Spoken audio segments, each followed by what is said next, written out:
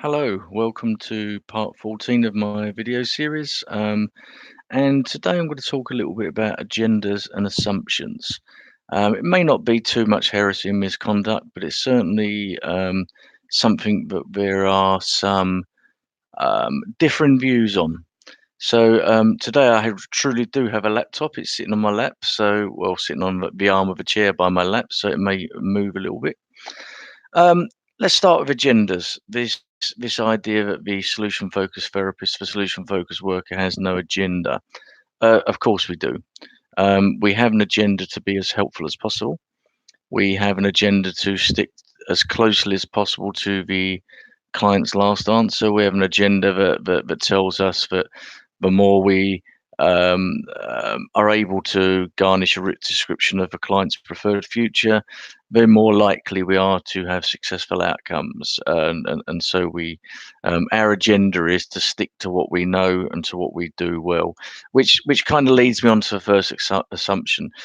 This assumption or this idea that there's no expertise or the client's the expert and there's no expert stance from the practitioner.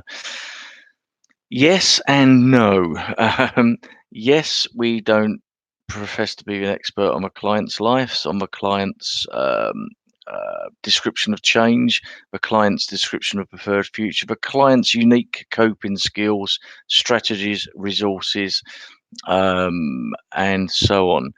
However, we do have a level of expertise, and our expertise is really about asking the right questions at the right time in a solution focused way. So what I see really in the therapy room or the coaching room or in any solution focused interaction with somebody, there's a sharing of expertise. I don't necessarily need to learn all about the client or I don't need to know things that remain hidden, but I do need to be able to use what the client's saying to enable me to ask the next question. And that's my expertise. My expertise is to listen with a solution focused ear and to ask a solution focused question. Okay, so let's look at some assumptions and really positive some of this stuff and reflective as well. So I was watching a short video by Biba Ribolge recently, one of the new wave of exciting solution focused practitioners. And she was saying how excited and happy and hopeful she was um, waiting for a client to turn up. Um, I can't remember if she used the word client. I don't particularly like to use the word client, but waiting for somebody to turn up. And this is the first assumption that I hold around solution focus, or it matches that first assumption. And that first assumption is that we believe in the people we see. We believe in their capacity for change. We believe that they have within them the capability to give us a rich description of a preferred future, of a desired outcome. We believe they're resourceful. We believe they're competent. We believe that they are able to do things that they may not even know they're able to do yet. And that they've certainly done things in the past that have been successful, from coping to succeeding. This is a state of mind. This assumption I have around a state of mind in solution focus is if you don't have this state of mind, it's very difficult to ask solution focused questions. And so if I look at a deficit model of therapy, I'm not going to name any particular model, but any model where we assume dysfunction, where we assume incompetency or some part of incompetency within a client's life, within a person we see in's life, if we assume some level of deficit, if we assume some level of incapacity or incapability to change, then we go into the therapy room with that in our heads. In solution focus, where we view people as competent, capable, with capacity for change, we go into the therapy room with that in our heads. So I think the first assumption I would have of being a good solution focused practitioner is that we have to have an underlying state of mind, if you like, solution focused stance I've talked about before. So I remember going on a solution focused training a very, very long time ago where I was told we have no agendas and no assumptions. And I think I've explained we do have some agendas and we certainly have some assumptions. So one of the assumptions is that or several of the assumptions are around competency and capability. The other assumptions that I think are useful to have as a solution-focused therapist or solution-focused practitioner is that we don't have the answers. I assume I don't have the answers. I assume that the answers lie within the person that I'm seeing, and my job is to kind of elicit some of those.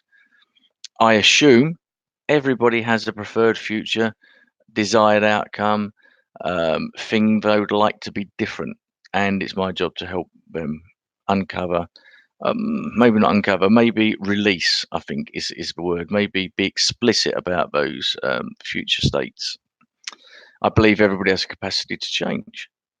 I believe everybody has a capability to change. Um, I assume that somebody coming to sit in front of me wants to make some changes.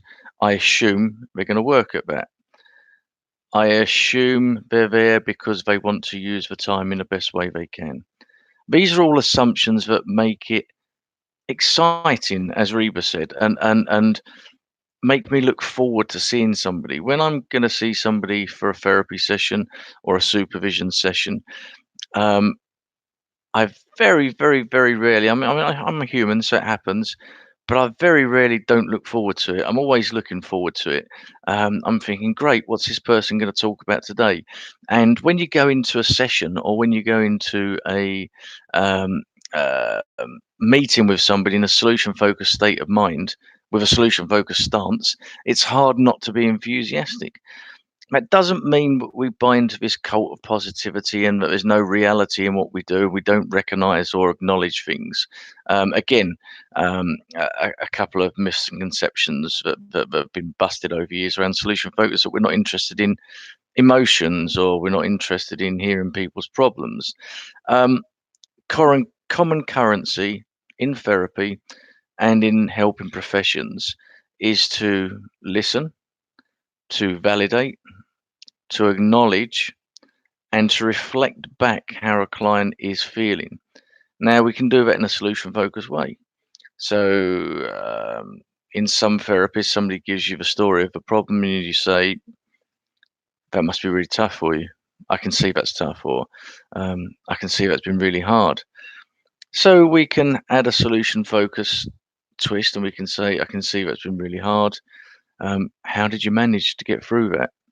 Or, as the Essex crew said, how did you deal with that? So there's an assumption there that you're making that somebody's dealt with it, and they must have done, or they wouldn't be sitting here today. So there's another assumption we make, and an over, I think, agenda that we're saying to people: we know that you're capable, we know that you can do things. So we have that assumption when we're walking into a room, and we're excited. And when somebody tells us their problems, we listen, and at some point in that, we turn into a solution focused conversation, and we say something along the lines of, all that's happened and you've managed to get here. What's your best hopes from our talking today? You know, what would you like to happen? What would you like to be different? It's where we choose to make that intervention that gives us our acknowledgement, our self-acknowledgement, we have some level of expertise. That level of expertise may well be shattered quite quickly, because if you intervene too soon into somebody's problem talk and they're not ready to relinquish that problem talk, they'll let you know. And your job is to hold off again and then go back to it in a solution-focused sense. So I'm going to conclude here and say that I think there are some agendas and there are some assumptions. I could talk more about assumptions, and I think I may well do in the next video, but I'm trying to keep this one short. But for those that profess in their literature, those that profess on their websites and say in training, I've seen before, we have no agendas, we have no assumptions, we come into this with a clear mind. I actually think that's balderdash. I think we have some assumptions and some agendas, but are generally positive. What we don't do is impose our agenda of a change process or our agenda of fixing or what works onto people, and we don't make assumptions around their inadequacy or incompetency or deficientness, if that's a word, deficientness, their deficits, sorry, and their maladaptive behaviors or anything like that. So, next person you're going to see in a solution focused sense, my positive challenge to you is to think, okay, this is going to be good. What are they going to say that really surprises me, that shows me how competent and how resourceful they are and what resources they have to hand? Um, that's all for now. I'll speak again soon, probably next week, maybe with more assumptions. Great speaking. Have a lovely weekend. It's Friday lunchtime here in New Zealand, and I hope you enjoy the rest of the day and the weekend. Cheers. Bye.